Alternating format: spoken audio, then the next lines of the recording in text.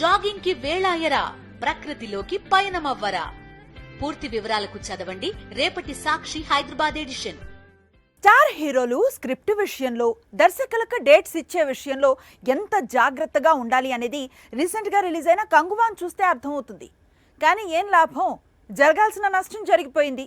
Kanguva effect సూర్య నటించే మిగతా సినిమాలపై పడుతోంది. ఎందుకో కానీ కంగువ కథను సూర్య బాగా నమ్మాడు. అందుకే 2 ఏళ్లు సమయం కేటాయించాడు. కష్టపడి నెల మొత్తం ఈ సినిమాను ప్రమోట్ చేస్తూ కనిపించాడు. తీరా కంగువ థియేటర్స్ లోకి వచ్చిన తరువాత వచ్చిన టాక్, ప్రస్తుతం వస్తోన్న కలెక్షన్స్ చూసి డీలా పడ్డాడు. కంగువను 20 నిమిషాలు ట్రిమ్ చేశారు. సౌండ్ ను కూడా అడ్జస్ట్ చేశారు. సినిమా ప్రారంభంలో కొన్ని సీన్స్ లేపేశారు. మూవీని మళ్లీ రీసెన్సార్ చేయించారు. ఇంతా చేసేది కంగువకు కలెక్షన్స్ పెరుగుతాయనే ఆశతోనే. కానీ ఇది ఎంతవరకు వర్కౌట్ అవుతుందనేది చూడాల్సి ఉంది. మరోవైపు కంగువ ఎఫెక్ట్ సూర్య నటించే మరో ప్రతిష్టాత్మక చిత్రం కర్ణపై పడినట్లు సమాచారం. దాదాపు 600 కోట్ల బడ్జెట్ తో 2 భాగాలుగా బాలీవుడ్ దర్శకుడు ఓం ప్రకాష్ మెహ్రా ప్లాన్ చేశాడు. కానీ ఇప్పుడు నిర్మాతలు వెనక్కి తగ్గుతున్నారట.